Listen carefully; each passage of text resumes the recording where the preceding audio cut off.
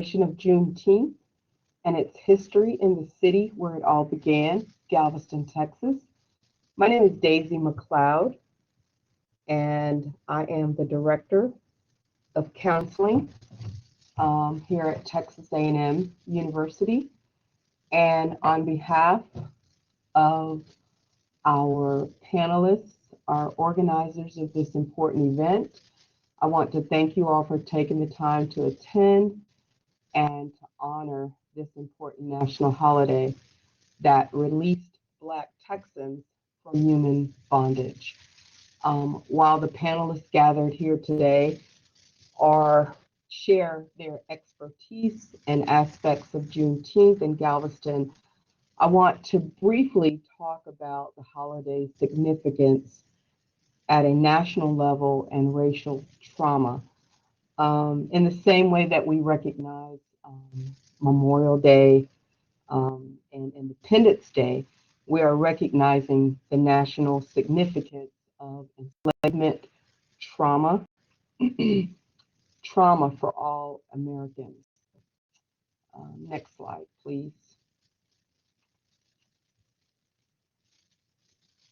So, why do we celebrate the significance of this Juneteenth celebration? As a counselor, when I think about racial trauma, which is also called race-based trauma stress, which is defined as cumulative impacts, trauma that impacts our mental health and emotional injury caused by encounters of racial bias, ethnic discrimination, experiences of race-based discrimination can be pretty detrimental in psychological effects on individuals as well as our families, our communities. When we look at racialized trauma, it can be caused both on an individual level and also a systemic level. In other words, it can be individual acts of racial discrimination and systemic racism. It also includes historical, cultural, community trauma, while racism has been linked to a host of mental health conditions, and it kind of connects racial discrimination and PTS symptoms are most prevalent.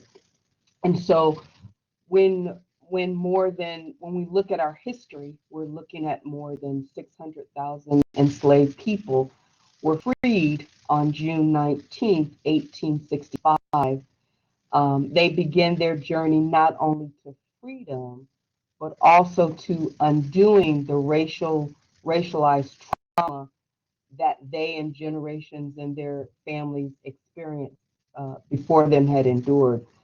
So part of the reason why we celebrate Juneteenth is to recognize their double-edged journey, including building a life for themselves, whether it was in Galveston or other places around the country, and to start their recovery from the journey of racialized trauma or trauma experiences.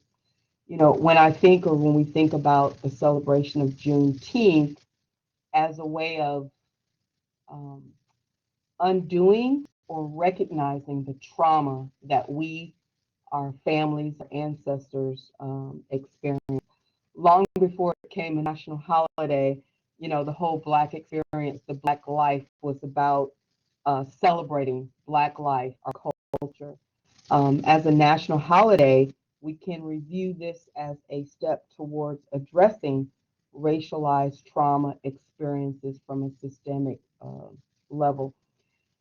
It is a step towards healing the nation's trauma, and we are proud to have Galveston's highly skilled and talent researchers and experts on this panel to help us to better understand what happened on June the 19th in 1865, to continue this path towards healing, racial healing.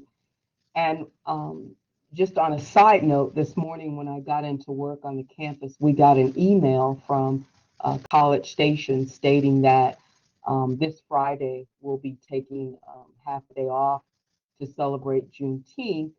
And also in that email, they stated that starting next year, 2023, Juneteenth will be a paid holiday going forth. So that tells me that we're kind of moving in the right direction. And when I think about Juneteenth, I think it represents a celebration of our life experiences and also helps us to affirm, to recognize. I went through something, as somebody who was raised with their great grandmother, their grandmother, my mother, 4 generations together, hearing those stories. And if my great Grammy was around today, I think this Juneteenth celebration would mean a lot to her because it would validate, yeah, I went through a little something and I want to be recognized for that. So with that said, I'll pass it on to the next speaker. Welcome and looking forward to hearing from everybody on the panel today. Thank you.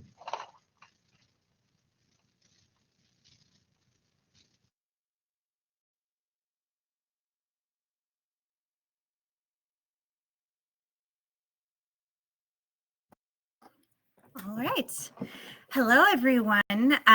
Thank you so much to Visit Galveston for having me here. I'm really honored to be a part of this event. My name is Mallory Laurel. I am a special projects coordinator at the Texas Historical Commission. I am part of the Community Heritage Development Division, and more specifically, I work on the Heritage Tourism team. And it is this heritage tourism work that gave me the opportunity to meet and work with many of the folks that you'll hear from today.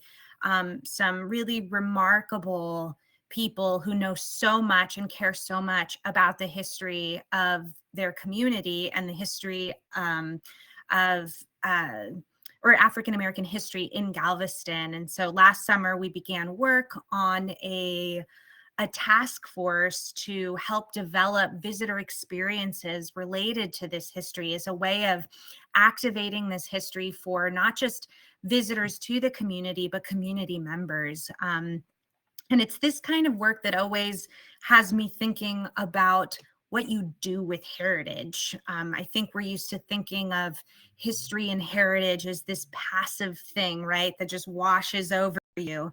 But learning about our history is I'm going to talk about today, how learning about our history, and on this occasion, learning about Juneteenth is an act of heritage, that it is an active thing that we do.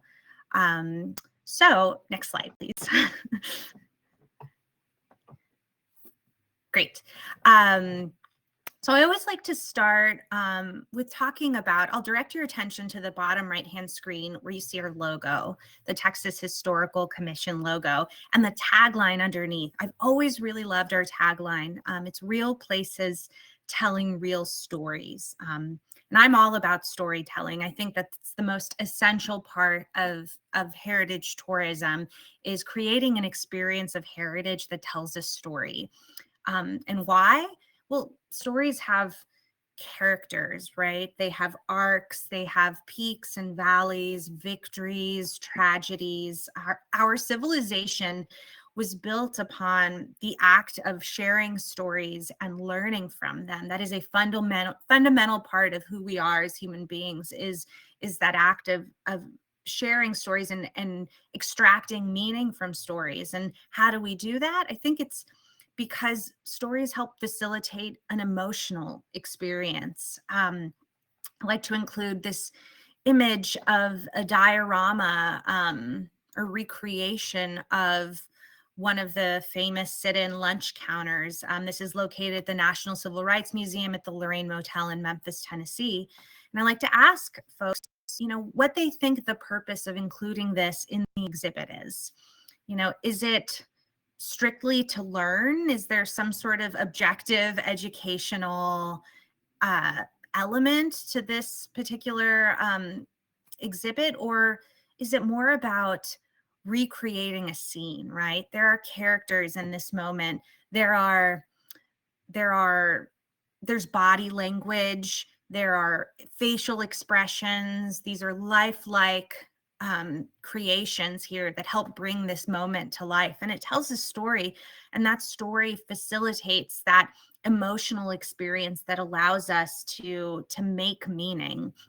And this meaning making is the reason why we seek out heritage and history and what we gain from it. And this isn't unique. This isn't just something I do. And we'll talk about this in the next slide, actually. So next slide. I'm just going to set my timer because I'm going to go over if I don't. So, being in heritage tourism, we talk a lot about why people travel. In recent travel and tourism studies have shown that especially younger generations travel with purpose, right? And so you'll see here that Gen Z, majority of them travel to increase their knowledge and experience. Millennials, my generation, 43% travel to find themselves. It's not going to a beach and drinking a pina colada. I mean, that sounds great, but a lot of people are traveling to find themselves, right? And I happen to think that this correlates with the fact that of the top 5 cultural activities in the United States, number 1 is visitation to history and or art museums. And so I think people are engaging with history and art as a way to accomplish these other things, right?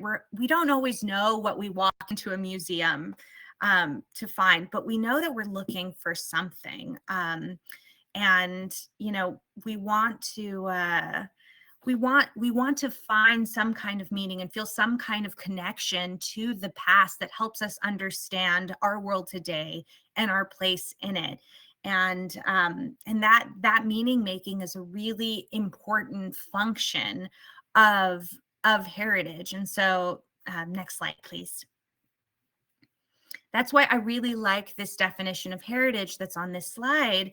It is a social practice that employs the past as a mechanism for creating meaning in the present. We aren't just learning history for history's sake, just because someone tells us it's important. We're learning it because in doing so, we are understanding something about our world today. It has a purpose. It has a function. And when we were just talking about museums, but again, returning to our sort of mission at the Texas Historical Commission and dealing with real places that tell real stories, when you transfer this experience to a real place, to a heritage site, and you go to this heritage site to have this emotional meaning making experience, I think that's when a heritage site becomes a pilgrimage site, right? It becomes paramount to the formation of your identity and your relationship with a place, with a chapter in time. And in this way, it becomes a social practice, a thing that we are doing. We are doing heritage. We aren't just learning it, we are doing it. And so this just takes me to the last slide where, in the same way that a place and the history of it can shape us, we in turn shape the identity of a place by embodying its stories, embodying its history. Next slide. This is the last slide. So, I included these familiar emblems here. We've all seen, the outline of Texas with the word home etched on it, usually printed on a pillow or a baseball cap, right? Some of you from Galveston may have seen that BOI, Born on the Island bumper sticker on cars. These are examples of how our identity becomes synonymous with a place. And part of that is achieved by learning its history, by understanding your relationship to this history and making that meaning and learning these stories and passing them on. And so for everyone here today, either speaking or just listening, in learning this history and then sharing it with others, you are engaging with heritage. That's my timer. And not just passively absorbing it, but carrying out an act of heritage. And so that is part of what you can do with heritage, is pass this on today. And so I'm so excited for you all to hear the speakers that follow, because they have a tremendous amount of knowledge and wisdom to pass on as an additional act of heritage. So thank you so much for having me today.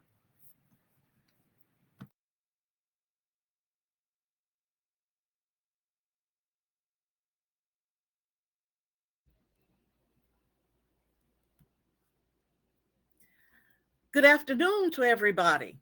It is quite a privilege to be here with you to talk about a thing that is something that is very dear to my heart, the Middle Passage and Galveston. On the screen, it tells you that I'm a member of Galveston Historical Foundation African American Heritage Committee, and I'm also on the executive board of the Middle Passage Ceremonies and Port Markers, Inc. Next slide, please. Adinkra symbols. I included this because what we are doing is knowing our history, telling the story so that people in the future will understand what happened in the past and not repeat it. Next slide. Yinyami, except for God, our people believed that if it had not been for God on their side, they never would have enjoyed Juneteenth. Next slide. The story that you tell in history always involves the questions who, what, when, where, and why. This is where it all began. Next slide. Madagascar had 17 ships that came to the Americas. Next slide. Who are we talking about? The people that were involved were kings and queens in their own countries. Next slide. Self-explanatory. Next slide. They were farmers and hunters. And I want to linger on the farmers part because in a few minutes we'll talk about why they were picked. Next slide. Young African warriors. If you notice, he's very buff. He's got the strength that shows in his arms and his legs and his neck. And he is a very young person. Next slide. Until, and this should be a very big, broad until with a lot of exclamation points. 1518, King Charles advised his ships that they can go to Africa and take enslaved people, kidnap them, and take them to the Americas. And one ship that we have identified is the Aurore, that along with the Duc du Maine, the first French slave ships that came to Americas and especially to Louisiana. L'Amistad was another ship, and I know you understand the movie Amistad. Next slide. Until 1619, the White Lion came to Port Comfort, Virginia, with 20 and odd Africans that had been enslaved. Next slide. And until 1638, this was a replica of the first ship to bring enslaved people into the Massachusetts Bay Colony. Next slide. Where did they start? Until they were free, until they came to Ghana, Elmina Castle, Bunce Island in Sierra Leone, or Gorée in Senegal. And there were hundreds of other slave castles that were made by the Portuguese. Next slide. The people who were kidnapped and shackled, stripped of their history, stripped of their future, and made to become enslaved-minded people. That they were going through the door of no return in Elmina Castle. Next slide. If you notice how odd this door looks, it is just like that because of the sunlight. The people who went through these doors had not seen sunlight in at least 6 or 7 months. Next slide. The door of no return at Cape Coast Castle, Ghana. It's closed now, and I understand it has been closed for many a year, and they're only planning on opening it up for a special occasion for 2025. Next slide. The river of no return is where these captured Africans were made to take a bath in the river. This was the last one they had in their country land, and the reason was symbolic, to erase their memories, to erase with water their history, to erase their cultures. It did not work because they came with it in their minds. Next slide. This is a replica. If you go to Ghana, you will see these shackles and handcuffs, I call them, because this is modern day handcuffs, we call them. But this is the way the people were taken from the castle through the doors of no return and put on ships. Next slide. And this is how they looked. This is not real, of course, but this is a replica of what the shackled Africans were made to look like when they were on the ship.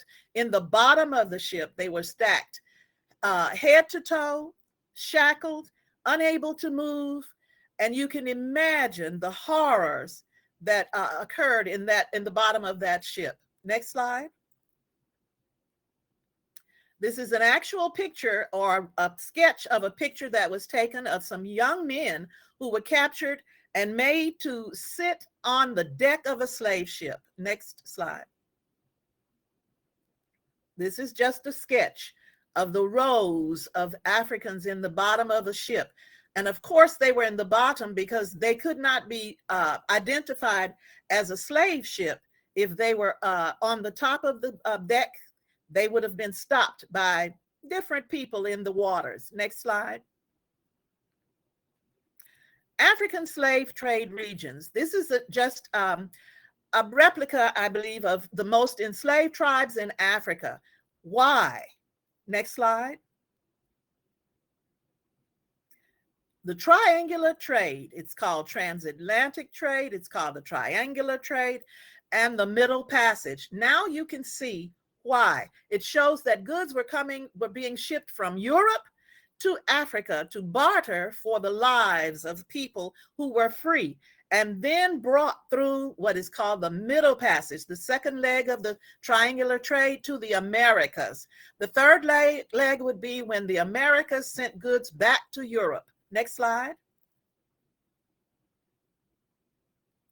The slave trade. This tells you how many millions, not hundreds, but millions from 1650 to 1860, people who were taken from their homeland to the Americas.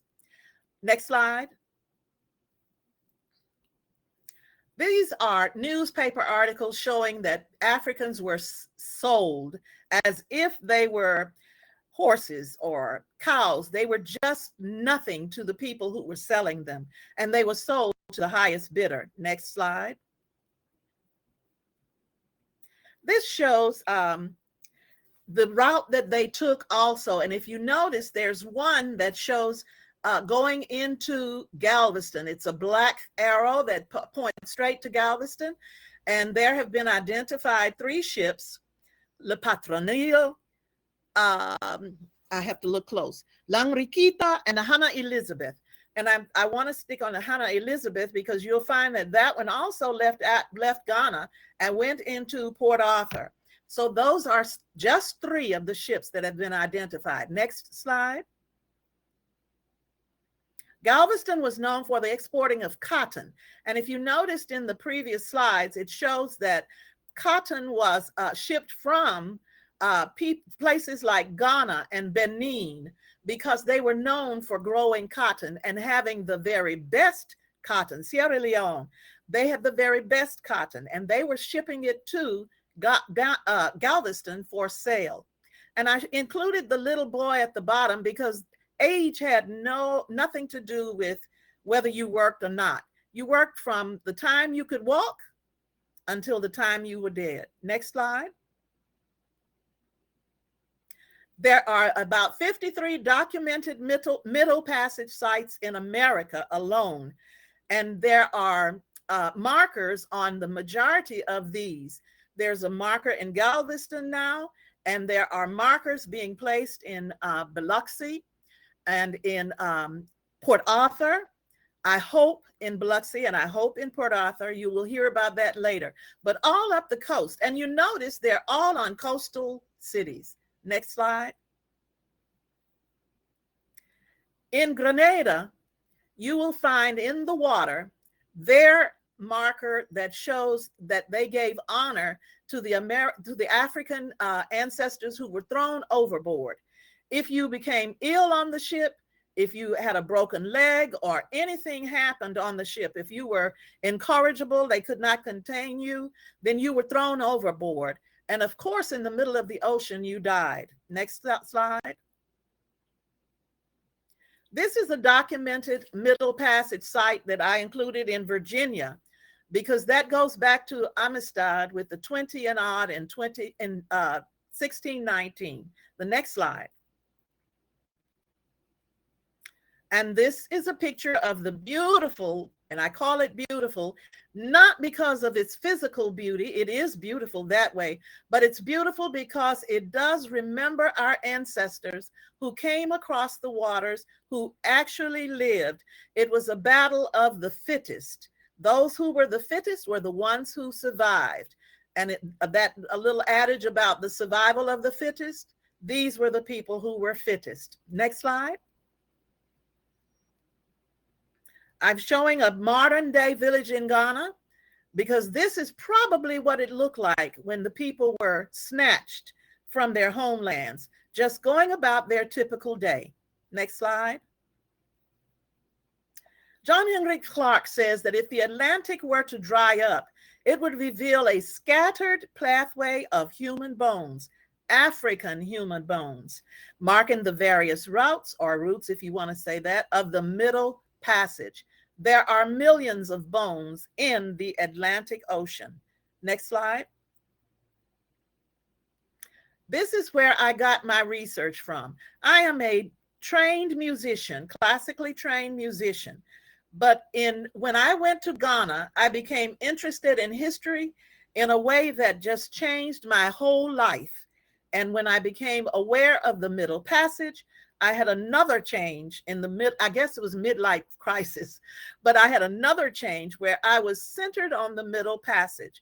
And in order to talk about it intelligently, I have to do research. And if you look at it, this is just a drop in the bucket of the research that I have done. I am appreciative to everybody who has had a bit of help in my talking about the Middle Passage. And I hope that we have done the Sankofa thing. We take what we've learned and we share it with the future. The future are those people who are 12 years old, 20 years old, those who don't know about the African Middle Passage. Thank you so very much for including me in this wonderful presentation. Happy Juneteenth to everyone. Next, oh, I'm off.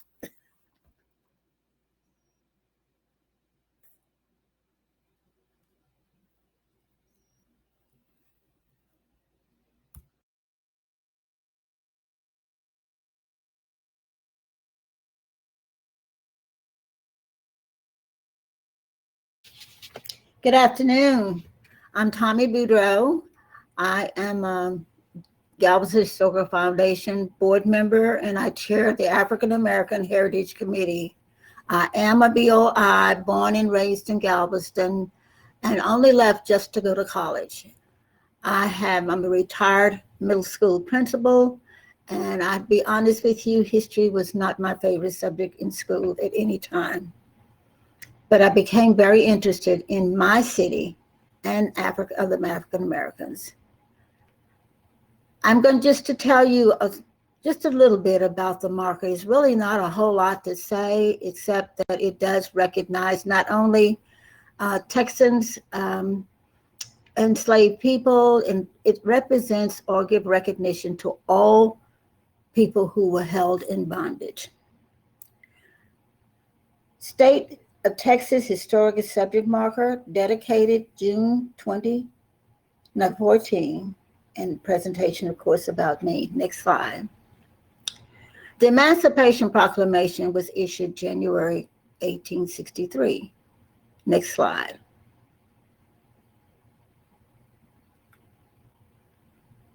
Two years later, this Galveston street, the Strand Street, would become an important street. For those who thought the Union soldiers' arrival was a surprise, rumors and newspapers make a difference. They tell a whole different story. One newspaper stated, Major General Gordon Granger is in New Orleans on June 17th and on his way to Texas. And there were many articles and newspapers and, of course, rumors that he was on his way. The Osterman building to the left front, you can see it on the left side of your screen, was General Major Gordon's headquarters. By June 18th, if you look at the print on the left side, the city of Galveston was prepared for his arrival. Next slide.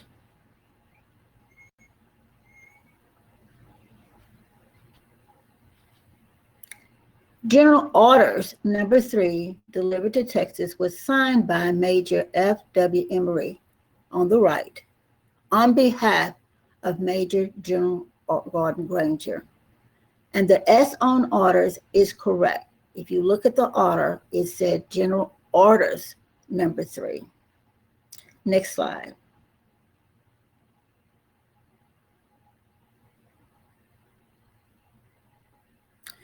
In 2013, the Galveston Historical Foundation African American Heritage Committee began brainstorming what we do to recognize the Juneteenth 150th year. The decision was a marker, placement, and inscription next.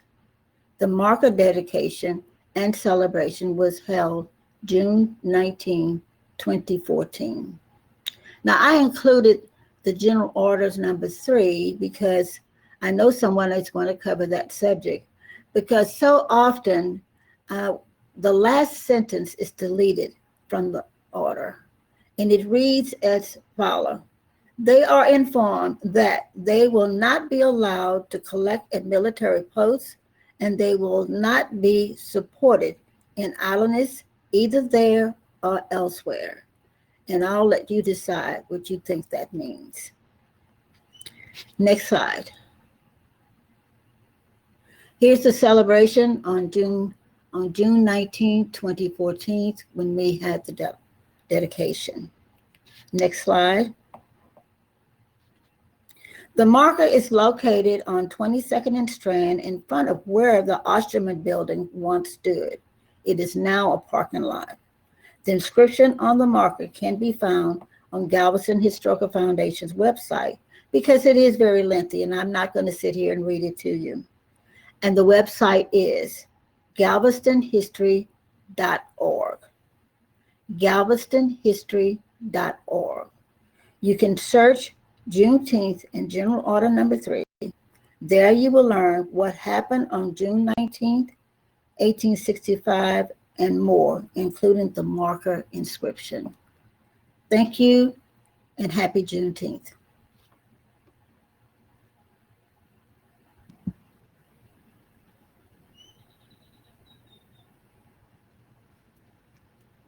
Thank you, Ms. Boudreaux, for that wonderful information about the Juneteenth marker there in the corner.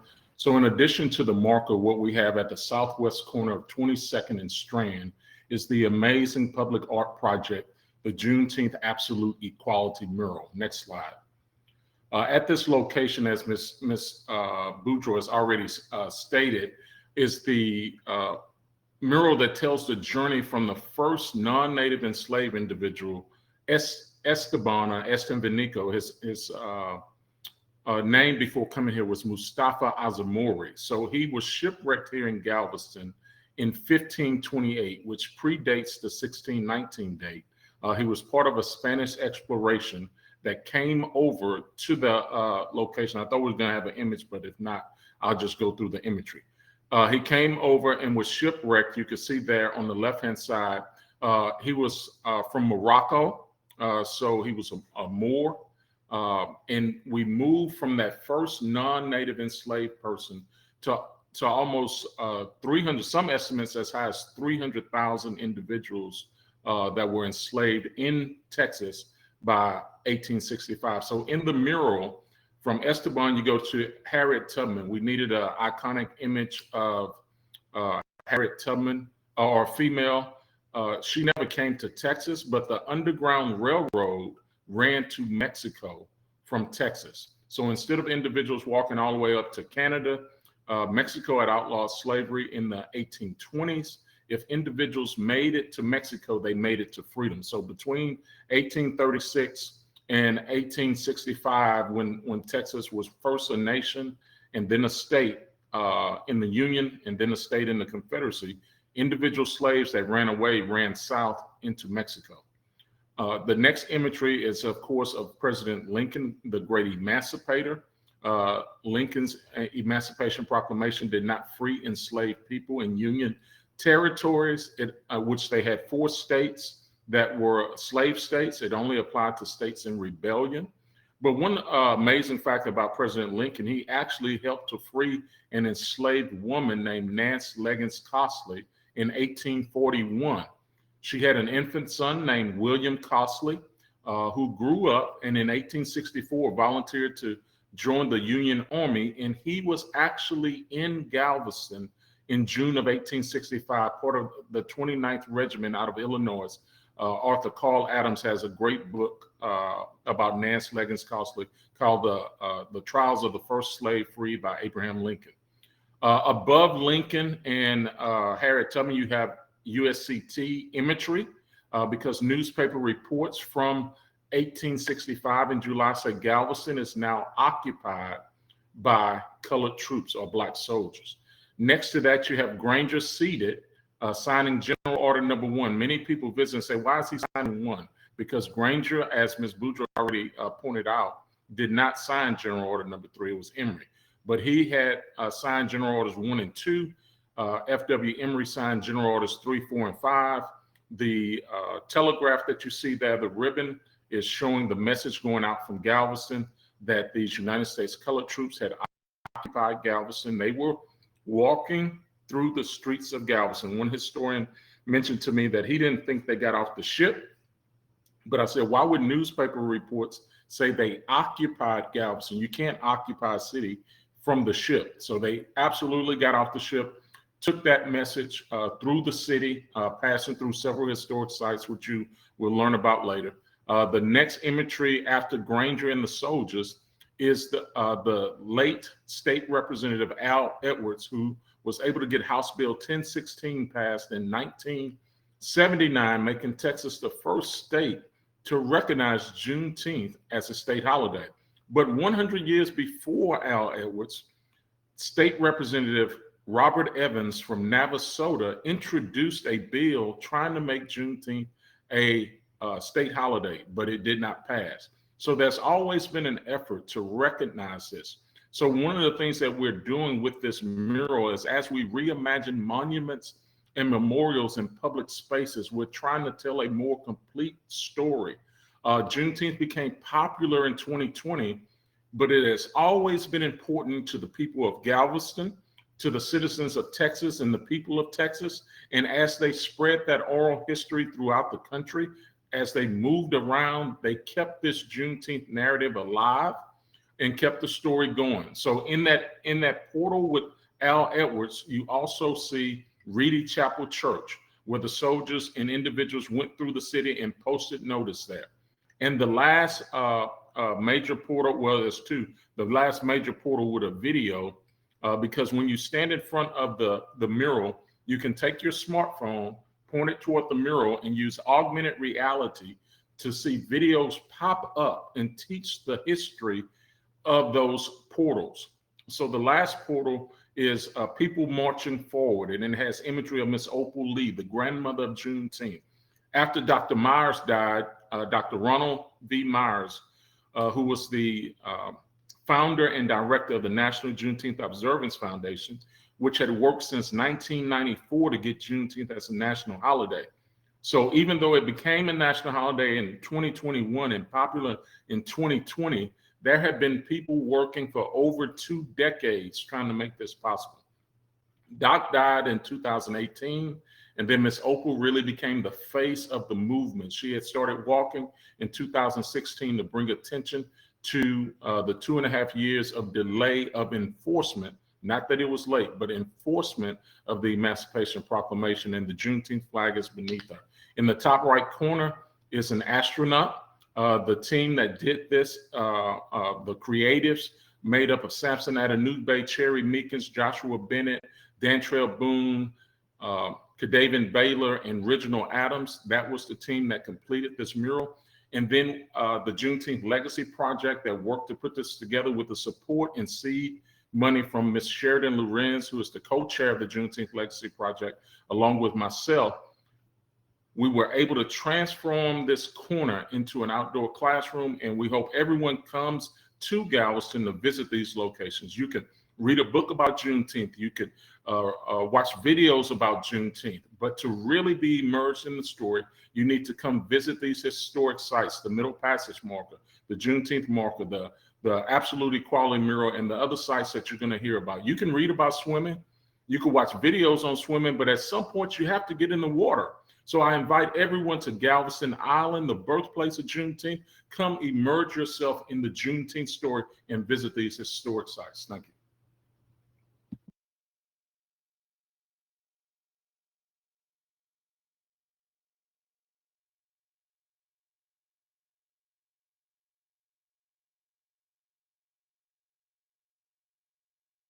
Hello, my name is Eric Broussard. I'm the curator at the Bryan Museum in Galveston, Texas, and I'm going to talk about General Orders number 3. As Ms. Boudreaux pointed out, I apparently left the S off of my title page, so good catch. Next slide, please. This is a digital copy of General Orders number 3. It states that the people are informed that in accordance with the proclamation from the Executive of the United States, all slaves are free. This involves an absolute equality of personal rights and rights of property between former masters and slaves, and the connection heretofore existing between them become that between employer and hired labor. The freed are advised to remain at their present homes and work for wages. They are informed that they will not be allowed to collect at military posts, and they will not be supported in idleness either there or elsewhere. I want to point out 2 very conflicting parts of General Orders number 3. First, that this involves an absolute equality of personal rights and rights of property between former masters and slaves. And then in just the next sentence, it says the freed are advised to remain at their present homes and work for wages. Next slide, please. This gives you a general timeline of what transpired in Galveston leading up to the proclamation and after. The fact that there is such conflicting language being used in General Orders number 3 is very apparent when you just read it, even for the first time. It's guaranteeing freedom, but it's advising the former slaves to stay in the charge of the people who had enslaved them, and saying that they would work for wages. In reality, in Galveston and throughout Texas, the actual reality was that if freed slaves left the employers that they were previously enslaved by, they could be arrested for vagrancy. They were denied access to public transportation and public roads, except with the permission of their now employers. Landowners were chastised in Texas for renting rooms or houses to former slaves. And so while it technically made them free, it limited them, and it sort of diminished that freedom. If we examine the document, we find the conditions written into orders that were supposed to bring freedom for the enslaved also set the tone for noncompliance with the spirit of the 13th, 14th, and 15th Amendments. Initial restrictive emancipation in Galveston itself limited the first part of Granger's General Orders number 3. So as we acknowledge and celebrate Juneteenth as a holiday that extended freedom to more Americans, we find strict qualifiers on that freedom set immediately in the city where it occurred, and it could be seen as a blueprint for a larger systematic oppression that still impacts our country more than 157 years after the Civil War. Next slide, please. And here I've just put some pictures of Major General Gordon Granger and the 25th U.S. Army Corps that were part of the occupying force here in Galveston. Thank you very much for letting me be a part of this wonderful webinar, and I will turn it over to our next presenter. Thank you.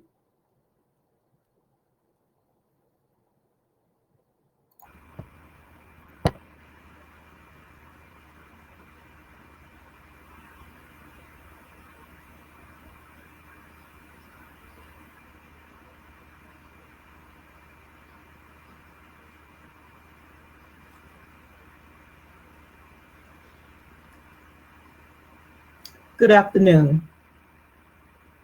I'm Alice Gatson, a member of the Galveston Historical Foundation and the African American Heritage Committee.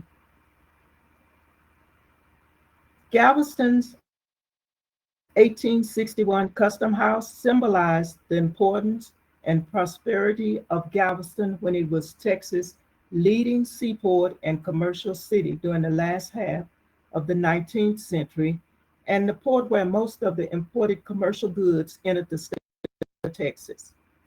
The city's business was centered on wholesale commerce and furnished the trade goods for all of Texas, the Indian Territory, parts of Louisiana, and New Mexico. With rising revenue from custom receipts, the U.S. Congress approved funds in 1855 for a new U.S. Custom House to be located in Galveston, Texas. Next slide. Next, thank you. This is an artist's rendition of the Custom House in 1866 in Galveston. Next slide. Secretary of the Treasury, Ami Burnham Young, who was an architect, produced the original design for the building in 1857. Public officials immediately rejected Young's 3-story design on the grounds that it lacked sufficient space. A new design by Charles B. Kluski and E.W. Moore, who were contractors, was accepted in 1859. Their design was based on Young's concept, but provided additional space for the customs service and post office. Construction began in 1860 and was completed in 1861. The Boston firm of Blaisdell and Emerson built it in 114 days. Unheard of accomplishment at that time. This was probably due to near certainty that Texas would soon join in secession and the U.S. government would not pay for a building located in a state which it was at war with. The building was turned over to federal forces on March 17, 1861, just before Texas seceded. Next slide. Next, okay. This is the Custom House after the 1900 storm. But nearly all the original decorative elements on the exterior of the building are fireproof cast iron. The extensive use of fireproof cast iron features that were fabricated in the North and shipped to Galveston. This was innovative then and likely accounted for the building's survival from the 1885 Galveston fire. Next slide, please.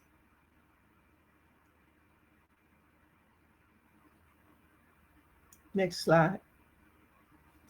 Inside the building, the interior of the building is H-shaped in plan and was originally designed to provide space for the Customs Service and the post office.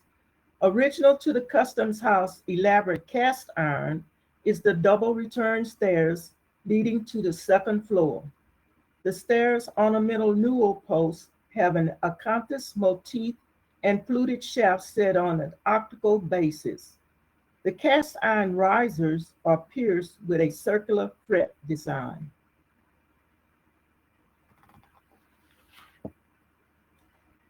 Next slide. In 1917, the General Service Administration added courtrooms and judicial offices to the second floor of the U.S. Custom House, which became the Federal Courthouse, serving the United States District Court for the Southern District of Texas. Next slide.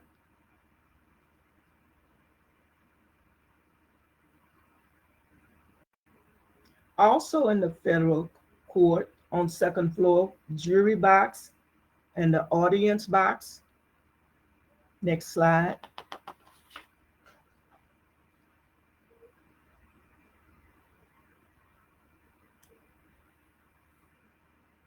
There was several significant events to note that happened at the Custom House. For one, 1857 to 1859, the original design was produced particularly for Galveston. 1860 to 1861, construction on the Custom House began and was completed. Around 1865, well, this is just before 1865, the Custom House was occupied by the Confederate Army. The building was the site of the ceremony ending Civil War in Galveston.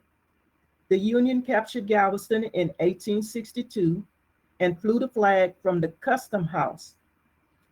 President Abraham Lincoln announced the Emancipation Proclamation on September 22nd, 1862, which was issued under powers granted to the president as a fit and necessary war measure.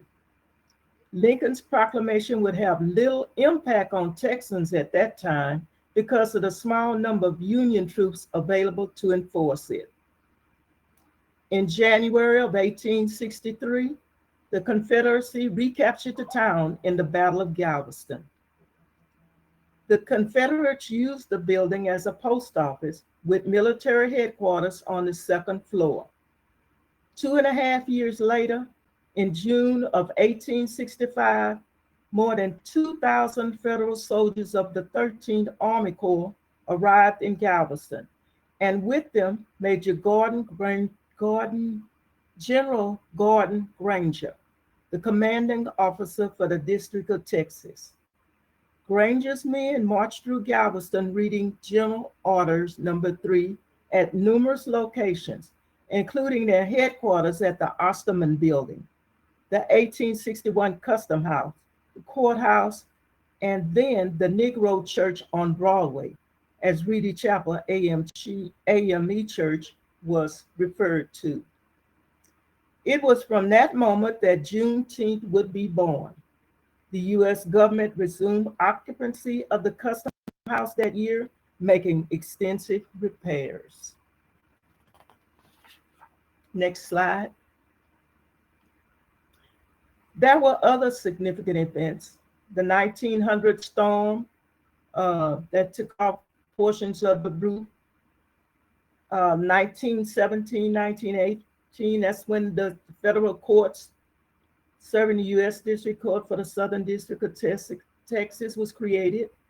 In 1967, there were damages caused by Hurricane Carla.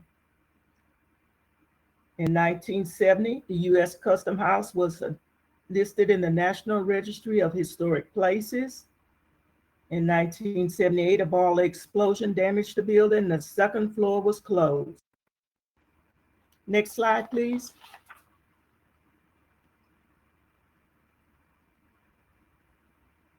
Next slide, thank you. Here is a picture of the Custom House in 1936. It's a detailed classical revival, two-story brick building located near the waterfront in Galveston. The most notable features are the projecting double galleries on the west facade, which is on my right-hand side, and the insert inset double galleries on the longer north and south facades on my left side. So the right side, you notice the projecting ones and the inset ones on my left side. So in 1998, a public-private partnership was established between the U.S. General Service Administration and the Galveston Historical Foundation to allow for the restoration of the building by GHF for use as its headquarters and historic preservation resource center. Assisted by private donations, a careful and sensitive rehabilitation was done. In early 1999, GHF signed a long-term lease with the General Service Administration and began restoration of the 1861 Custom House and formally moved into the refurbished U.S. Custom House in June of 1999. The foundation utilized the building as headquarters until 2012, when they relocated and sold the 1861 Custom House. The building was sold with protective covenants placed and monitored by Galveston Historical Foundation, and this is the building as it appears today. Thank you for letting me present, and happy Juneteenth.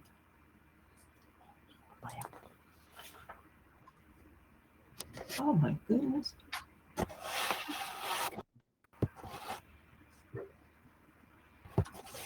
Good afternoon, everyone, and thank you so much for joining us today as we share our love of history and our experience with Juneteenth as it happened right here in Galveston.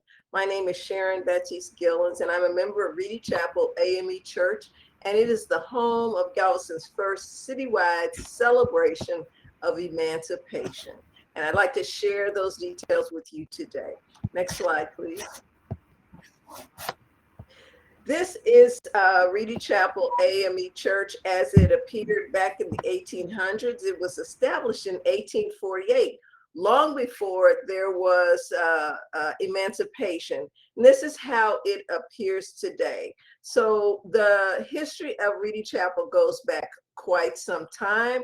And because of its physical location and its role in maintaining the spiritual and physical needs of the enslaved people during that period of time, it has a significant role in emancipation. Next slide, please. Our church is located very near to where the troops would have entered on the waterfront to bring in General Orders the General Orders that would soon go out throughout the land. Of course, there was spontaneous celebration during that period of time as soon as those soldiers came there. But the first documented celebration of emancipation, we have evidence of that occurred in a newspaper, a small newspaper article on December 31st, 1865, in the Flakes Galveston Daily Bulletin, where it says there's going to be an emancipation celebration by colored persons. And it invites all colored persons residing in Galveston are invited to attend on New Year's morning at 10 o'clock at the public square to celebrate the abolition of slavery.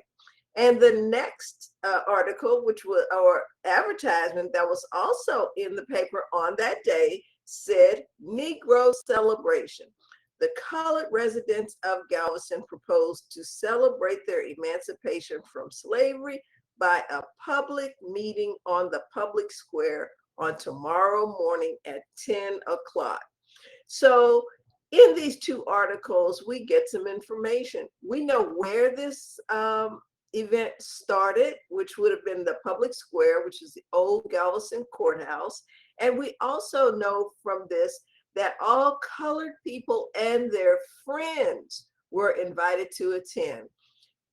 The fact that it says "and their friends" says to me that this was a multicultural event. This was an event where the city of Galveston turned out to celebrate the end of slavery in the area. Now, certainly not everybody came. We know that everybody was not in favor of the abolition of slavery, but it indicates to me that this was a multicultural event.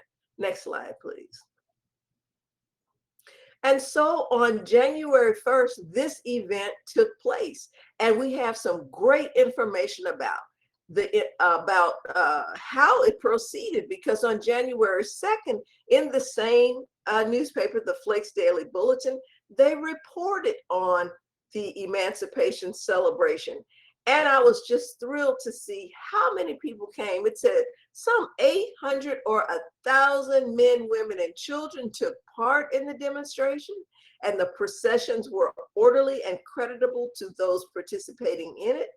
And a meeting was held in the Colored Church on Broadway. And that Colored Church on Broadway was soon to be known as Reedy Chapel, AME Church, the Mother AME Church of Texas. And every year, Reedy Chapel celebrates that historic event with a citywide community event that includes a reenactment of that procession, an inspirational program, and educational workshops and exhibits, because we wanted to parallel what was done in that first celebration. Now, some people will say, well, we're talking about Juneteenth. Why in the world did they have it on January 1st, their celebration? Why did they choose to have it on January 1st, 1866, which would have been the first January 1st after the emancipation of enslaved people on June 19th, 1865? Well, the reason they chose to have it on January 1st is because January 1st was the effective date of the Emancipation Proclamation. It was written in 1862 to become effective on January 1st, 1863. And so once freedom, emancipation was enforced in Texas, and those people found out about it, then on January 1st was the documented celebration of emancipation that we reenact every year. And it's just a joyous time for us because we feel like it's Reedy history, but it's also Galveston history, it's Texas history, and it really is United States history. Next slide. So we go to the site, the original site of the old public square, the old Galveston courthouse, and we invite people to participate in the march. Sometimes we have the Buffalo Soldiers from the National Buffalo Soldiers Museum of Houston read that General Order Number 3 on the steps of the old Galveston courthouse located at 722 Moody Avenue. And that's not very far at all from the Colored Church on Broadway, which is Reedy Chapel AME Church. Next slide, please. And we procession through. Once we read it, then we celebrate that with bells and singing and clapping. It is joyous. I think I couldn't get much happier as I ring that bell. And then we start off on a procession that, next slide, goes to Reedy Chapel AME Church. And you can see the pride in the faces of those people who are participating in the march. And we feel like this is central to the celebration of Juneteenth because it is a historical event that took place, and we want to keep that history alive at Reedy Chapel AME Church. Next slide. We try to make sure that we include cultural elements that recognize our African heritage, such as drumming. We do music and definitely inspirational speeches, just as they did on January 1st, 1866. Next slide. We've done all kinds of different activities, but you can see that this event is one that actually fills our sanctuary with people who come to celebrate the events of emancipation in the same way that we did it on January 1st, 1866. Next slide. We have quilters, we have reenactors, we have any number of different kinds of events that highlight the cultural strength and resilience of the African American people, and also that help all of us to understand exactly what happened. So we have a quilter, a story quilter here, who is does quilts about the history of African Americans. She's appeared as part of our celebration. We have a reenactor who is reenacting the story of Harriet Tubman as she is helping others to escape from slavery. Next slide. And one of the elements that we love to include is the Galveston Heritage Chorale. And one of our now deceased members, you see her turn with her back there, is Mrs. Isola Collins, established the Galveston Heritage Chorale as a way to preserve the heritage of African American composers and arrangers. And they just provide such a beautiful background of music for us. And we are so delighted that they are participating with us every year. Next slide. And you can really see the joy that people have as they participate in this, the pride that they have in their African traditions, and also in recognizing Juneteenth as it happened the very first time. So we invite you to come to Galveston to be a part of our celebration. No matter where else you celebrate Juneteenth, make it one of your priorities at some point to come to Galveston, where it all began. Let us celebrate the shared history of emancipation at Reedy Chapel AME Church in the city of Galveston, in the state of Texas, and in the United States of America. So we look forward to seeing you right here in Galveston, where it all began. Thank you.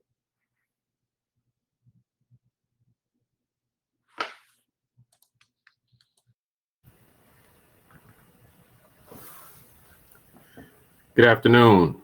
I'm Alex Thomas with Visit Galveston. I'm the product development manager here, and I want to talk to you about our Juneteenth marketing efforts. As you've heard from our panelists, they've given you the history of Galveston. Now I want to tell you how you can come and enjoy it with us. We've created a website that highlights all of the events that take place year-round here in Galveston, but also the events that take place during the month of Juneteenth. Starting out at June 1st, all the way through June 20th, we have events that you can participate in, engage, learn the history, and retrace the steps of Gordon Granger and the colored troops that were on the island. As you heard about the different sites, we have a lot of information here on the island that we've included on this website, including a 360 virtual tour of the Freedom Walk tour, where you can go through the Middle Passage, the actual Juneteenth marker mural, along to the U.S. Customs House, as well as Reedy Chapel, and over to Ashton Villa, where there's a statue of Representative Al Edwards. So we encourage you to come and see all of the great sites that we have here on the island. We also encourage you to plan a visit to come throughout other times of the year and still learn about the African American heritage on the island as well. Next slide. As well as you can go on the internet, you can also download apps on your smartphone. We have the Visit Galveston app that you can download, and you can also learn this history on your phone as well. You can also go to the JuneteenthBirthplace.com, and most of the events that you have on there, you will be able to purchase tickets, find more information about those, and then go to the actual websites of the different organizers or organizations that support those events. We want to encourage the accessibility, being able to utilize your smartphones. A lot of the markers throughout the city, we have sites at the Freedom Walk tours where you can use a QR code to help give you more information about those sites. As Sam Collins mentioned earlier, the panels on the Absolute Equality mural will also allow you to download the augmented reality videos that give you history about those different panels. So we want you to be able to use your smartphone devices as you walk around or drive around the streets of Galveston, learning the history about Juneteenth in Galveston Island.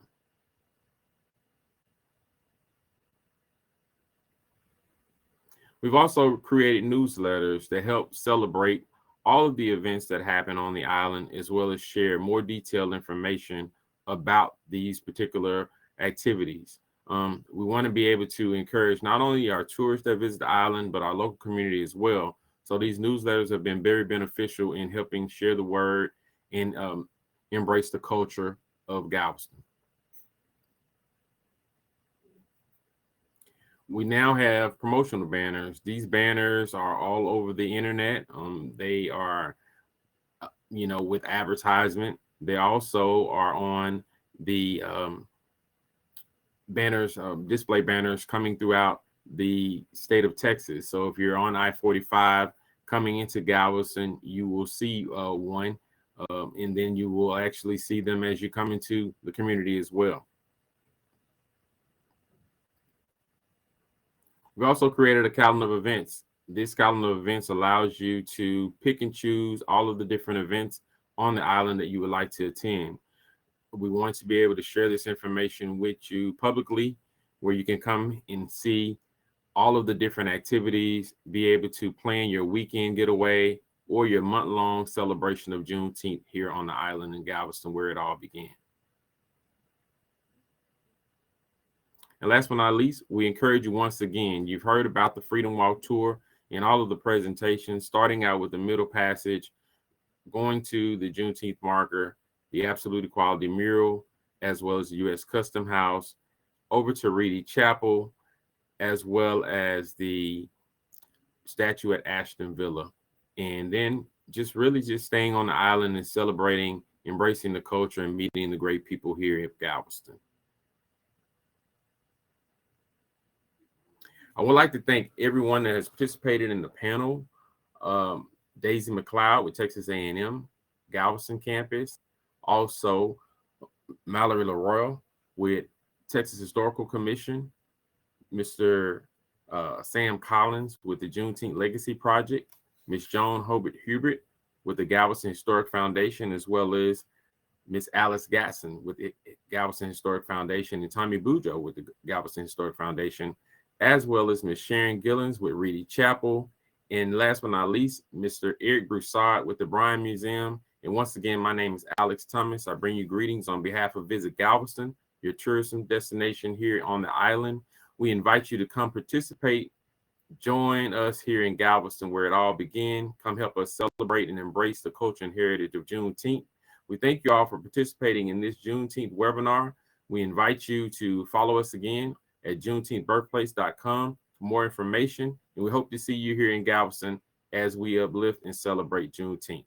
Have a wonderful day and happy Juneteenth.